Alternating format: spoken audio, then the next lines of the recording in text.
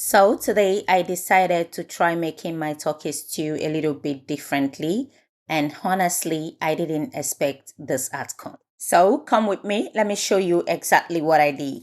No matter how little your turkey is, when you use it to prepare your stew, it gives you this very distinct flavor and aroma that you will love. I love using turkey to make my stew. Whether you fry it or you cook it right away after steaming it, right? Your turkey stew will always come out looking and tasting very nice. Now let's begin without any further ado. I introduce properly washed turkey into the pot. I introduce ginger and garlic powder. I introduce thyme, curry, chicken seasoning, and any other seasoning that I preferred. I introduce it into the pot and I will stir properly to combine, and I'll cover this and allow it to cook with its own juice for some time. Then I'll return to the pot and introduce water to cook the chicken properly. Turkey rather. Just as you do when you're using a soft chicken, if you're using a soft turkey, right? Just allow it to cook with its own juice and then you introduce just a little bit of water. But for this turkey, it is difficult, and that's why I will give it enough water to cook the turkey properly. And when I opened up here, right, I noticed that the curry powder and the seasonings were not enough. It didn't penetrate into the turkey properly the way I wanted it. Then I introduced more of the seasonings and then covered and brought it to a boil for another 10 to 15 minutes. And here the turkey is ready for frying. I want to use this opportunity to welcome you to 426 Kitchen. On this channel, we make all things African.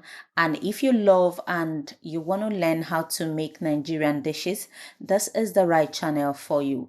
Kindly go over to the subscription button and subscribe to the channel. Turn on your bell notification so you'll be notified each time I upload a new video. And for my returning subscribers, thank you very much. You guys are the real MVP. You know, your likes, your share, your contribution has totally brought us this far, and I appreciate it. Thank you once more. I introduce a little bowl of onions into the oil to give it a flavor that you will love. And the first batch was fried. This is the second batch. Now, if you have a whole lot, you fry batch by batch until you are done.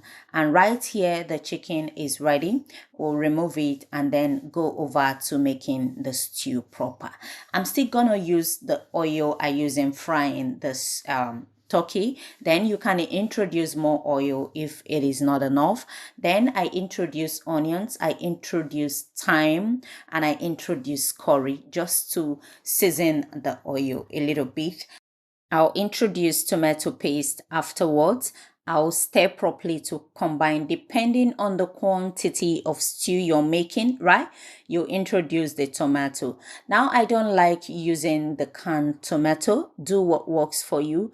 But for me, I'll use the fresh tomato. In there is thyme, curry, onions, tomatoes, shombo, tatashi, everything blended together.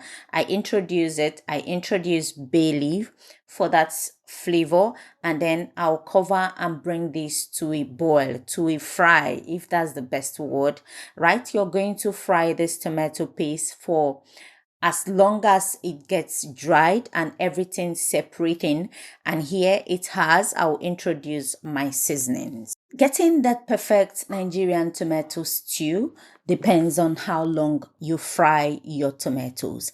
Now, when you don't fry your tomatoes very well, the stew is going to slap and you will not like it. A perfect fried stew is that perfect flavored and tasty stew. Whatever you're cooking, be it stew, be it soup, give it time to cook very well, right? So you will get the taste.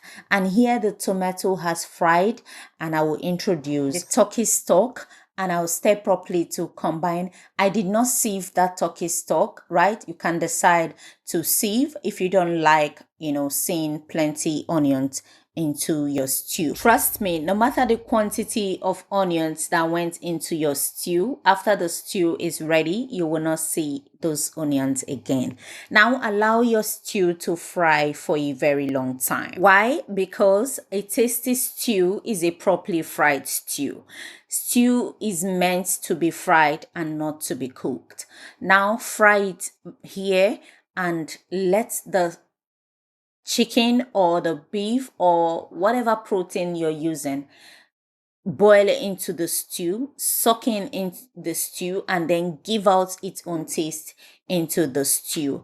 And here it has fried for about 20 minutes again. You can see the oil floating on top of the stew. Now you will say that the oil is too much. I know, right? When it's ready, I will scoop out this oil and I can use it for any other thing. And at this point, if you haven't subscribed to the channel, kindly do well to subscribe. Give a thumbs up to this video if you got any value, all right? And then like and comment, share with your friends and your family. Okay, thank you. I scooped out the excess oil that I use in frying the stew. Now you cannot get a perfect stew without using enough oil to fry the stew. This is the outcome of the stew. Let me know your thoughts in the comment section and if you love the stew.